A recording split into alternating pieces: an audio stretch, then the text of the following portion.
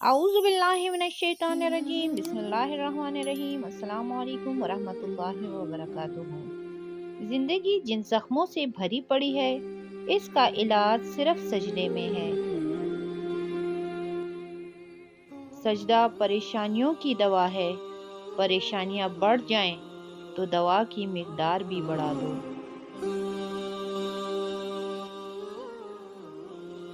زندگی میں سکون و راحت صرف سجدے خدا سے ملتا ہے۔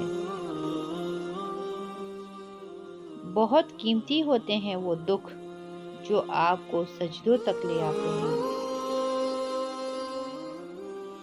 سجدہ کرتے وقت یہ سوچا کرو کہ تم سے بڑا گناہگار کوئی نہیں اور اللہ سے بڑا مہربان کوئی نہیں۔ سر اٹھا کر دعا مانگنا جائز ہے، مگر سجدہ کر لیجئے، تاثیر بدل جائے گی۔ سجدے کی سب سے بڑی خوبصورتی یہ ہے کہ زمین کے ساتھ کی جانے والی سرگوشی آسمانوں میں گونجتی ہے۔ جب دل کو سجدوں میں سکون ملنے لگے تو سمجھ لو کہ سجدے قبول ہو رہے ہیں۔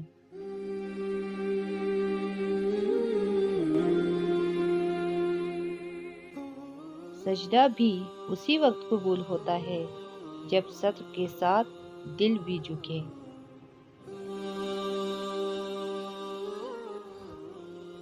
صرف احساس ندامت ایک سجدہ اور چشم تر، اے خدا کتنا آسان ہے منانا